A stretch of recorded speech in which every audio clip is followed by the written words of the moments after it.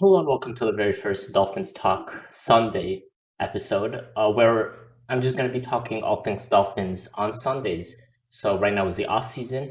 This is going to be the off season part of Dolphins Talk Sunday to keep me busy, you busy, have something to talk about football related on Sundays with no Dolphin football. So, anyways, let's get right into it. So the first topic I want to talk about is the report from Mike Giardi that the Dolphins remain committed to Tua.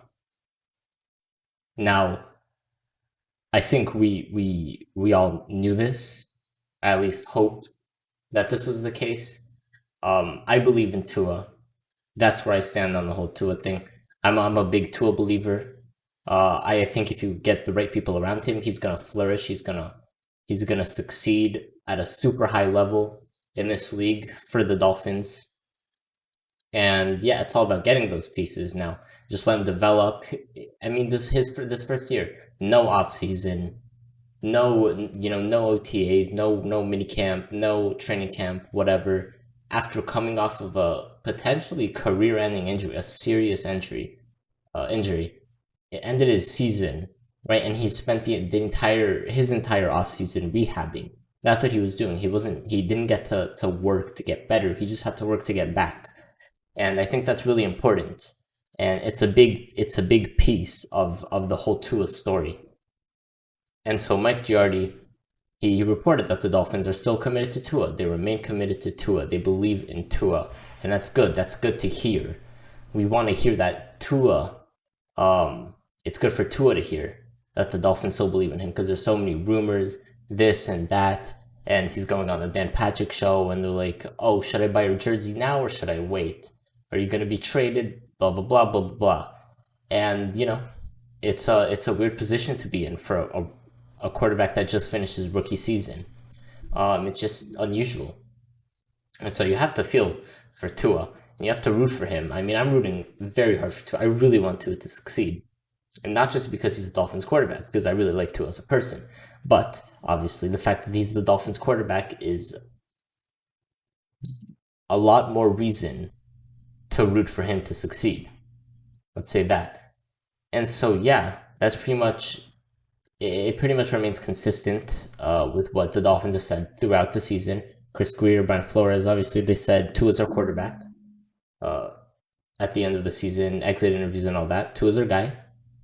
We believe in Tua. He showed a lot of good things this year, and he did. Look at the Arizona game when the last time all the receivers were healthy, and even with all receivers healthy, it was still a lackluster receiving unit. And look what he did in that game. Right? That was his second career game. And it was one of the high moments of the past, I don't know how many years for Dolphins fans. That was a phenomenal game to watch, to enjoy. It was incredible. Look at the second half of the Kansas City game. And the second half of the Kansas City game, obviously, he had even fewer weapons. He had no weapons at all. Mike got hurt, Gesicki.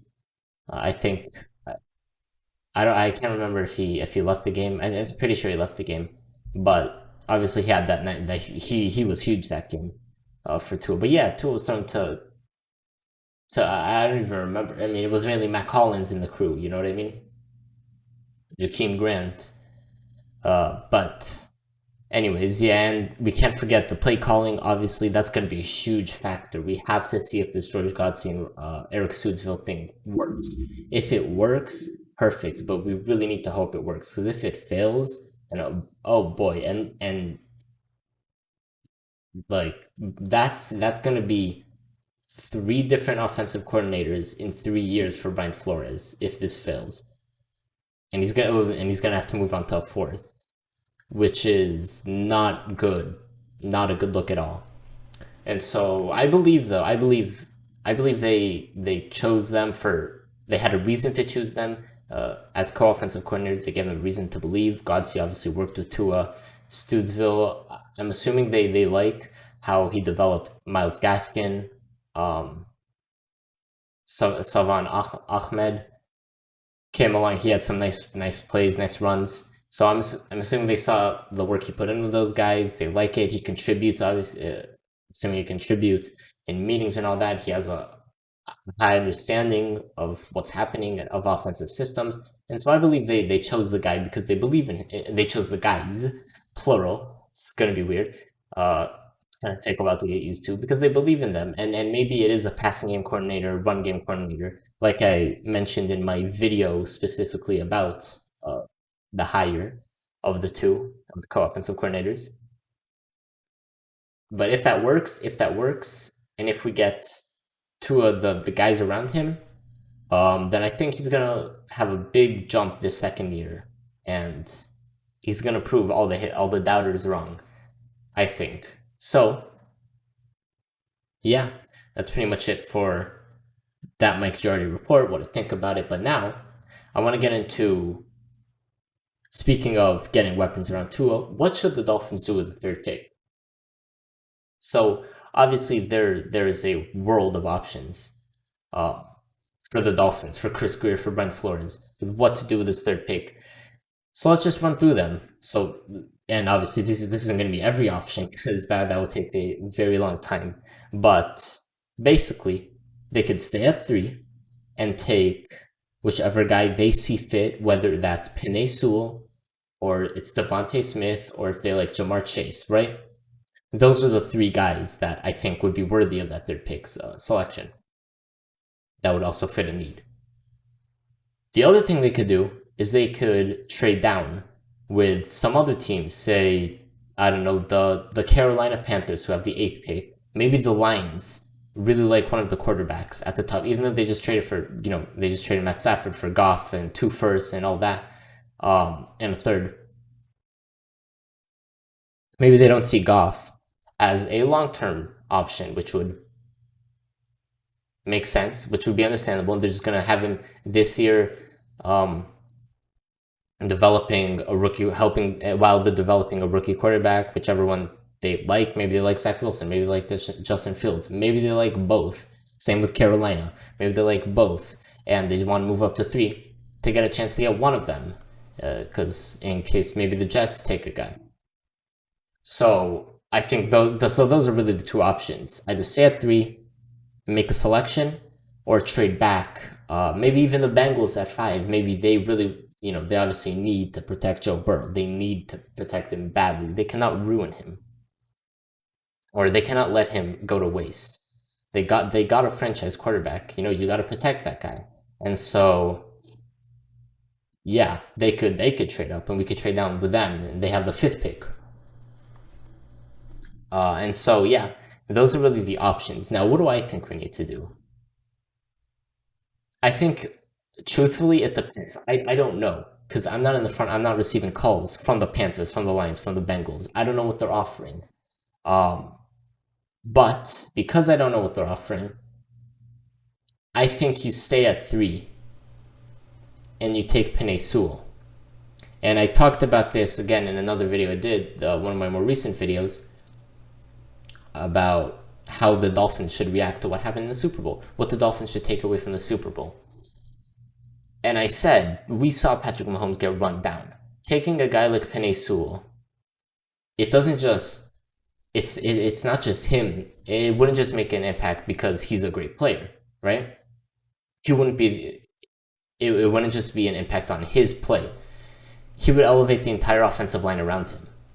So Austin Jackson, well, first it depends whether they play Penei at right or left tackle. I think you can probably play him at right tackle, obviously to his blind side. I'm assuming he can play right tackle. He's a left tackle naturally, but I think he can probably make that transition. You keep Austin Jackson at left tackle, and then you can take Robert Hunt and you can bump him back to guard, his natural position, the position he's best at. You have Solomon Kinley on the other side at guard, and then your center. Me personally, there's a free agent that I want, Corey Linsley, to come in and play center for us. I think we should sign Corey. We should go after Corey Linsley in free agency, and that could really solidify the O-line. That could be huge for us. And then you have the 18th pick, and you have the 36th pick and the 50th pick, and you have a bunch more picks, and you could address the skill positions with those picks and to be completely honest, I have a feeling that at least one of the top three receivers, obviously Jamar Chase, Devontae Smith, and Jalen Waddle, is going to fall. Not all three of them are going to go in the top 10, I believe. And if we see one or maybe even two of them, start slipping into that 13, 14, 15 range, the Dolphins need to trade up and go get him. They need to go get that guy. Because could you imagine Penei Sewell plus one of the top three receivers? That would be outstanding for the offense, for the team, for Tua. That's getting weapons around him, like I was talking about. That's how you support a young rookie quarterback. And I think the Dolphins are in a position to do that. You know what I mean? And then you get a running back, whether that's Najee Harris or Travis Etienne. I'm a Najee Harris guy personally. I really love Najee Harris. I think he's a phenomenal running back, and I want him. And I don't know if he'd be available at 36, but again, if he's not, or if the Dolphins don't think he's going to be available at 36, you trade up from 36. You take the 36 pick, you take some other pick, another pick, then you move up into the first round, or early in the second round if he's there, and you go get him. You go get your guy. You have to go get your guy to help Tua. And so that's really what I think the Dolphins should do with the third pick. Now, maybe the Bengals really want that third pick, right? And okay, let me backtrack. Maybe one of those three teams that I mentioned, Bengals, Lions, Panthers, want that third pick, right? And they do trade up. And the Dolphins have the fifth, seventh, or eighth pick. Well, if it's the Panthers or the Lions, we're assuming that they take a quarterback, right? But if it's the Bengals, we're assuming they take a tackle, an offensive lineman. What if they like the Northwestern guy? His name, I forgot his name. Like, I've been trying to think. I was trying to think of it earlier. I don't know. I forgot his name. I'm sorry. That's my bad. But the Northwestern tackle who's been mocked to go higher than Sewell in a good amount of drafts, and then you get Sewell at 5, 7, 8. Could you imagine that? That would be, incredible. Because then you get Sewell, who you would have taken at 3. At least I would have taken at 3. Plus you get the extra picks, and then you talk about moving up from 18. You can really move up from 18 to go grab one of those receivers. You want to move up from 36 to go get Najee Harris, you can really move up from 36 to get Najee Harris. So that's another option. Or maybe the Dolphins like the Northwestern guy. There's so many scenarios. But like I said, I don't know the calls they're getting, the offers they're getting. Whoops, sorry, my bad. I just hit the microphone for the audio only people, listeners. But yeah, I don't know what the Dolphins are doing because I'm not in the building. But that's what I think. Those are the options. That's what I think they should do. Yep, that's pretty much. And we'll see. We'll see come April, come draft night. Now, the next thing I want to talk about is something that I thought was really cool. Kyle Van Noy, he went on the Pat McAfee show and he talked about, and I'll make this really short and quick. I'm gonna, this part short and quick. He talked about, people forget that this team had the most rookies in the league starting. And those rookies had no offseason, no training camp. And he was basically talking about how important that offseason is for these rookies. And the fact that they didn't have it, and we had the most rookies starting in the league, and we went 10-6, right? That shows you the room for growth next year, especially with that offseason that they're going to get that plus that year one experience. They're really going to be able to develop. And I love that from Kyle Van Noy. Kyle Van Noy is the second oldest guy on our team. And he hasn't even turned 30 yet. He's turning 30 next month. And you need that leadership in a locker room, right? He's showing that leadership. And that's huge. I just really love that. That he's being a leader. And he's the guy we can count on. You know what I mean? To lead the young guys, to show the young guys what to do, to help them out, to give them confidence. And I think that's what he's doing here. And he's absolutely right about the whole. His point is 100% correct. Offseason is huge, and now these guys are going to get it. So that's all I wanted to say about that. Just awesome stuff by Kyle Van Noy. Now, finally, the last thing I want to talk about is, again, I'll make this quick as well. What positions we should target in free agency? Obviously, the draft is the major part of the offseason, the player acquiring part of the offseason. But free agency comes first, right? Free agency is before the draft. And it's also huge, obviously. So what positions should we target in free agency? We have we're in the top 10 in cap space again, so we can go get some guys, right? So what I think we should target, I think it depends. We should go after a receiver that can create separation at a lower price tag. So Chris Godwin, I mean, I'd love to have Chris Godwin, but he's going to take a lot of money. I also think he's staying with the Bucks. I don't think he's leaving. I think the Bucks are going to be able to keep most of their guys. But also, I don't know. I think it would be good to keep that money and go after a guy that can create that can still create separation, like a Curtis Samuel, right? Someone like that. And I don't really want to get into the specifics of the guys that I would target because I'm going to make a separate video on that. Same for the draft, separate video on guys that I'm gonna make multiple, obviously, leading up to free agency and the draft. But yeah, I think a good receiver that can separate at a solid price tag, you know what I mean, a good deal, is definitely something we should target. Another position we should target, center. I mentioned earlier, Corey Linsley, right, and offensive line really, but I think mainly center, especially if we take Sewell, if our plan is to take Sewell. Because then we just need a center.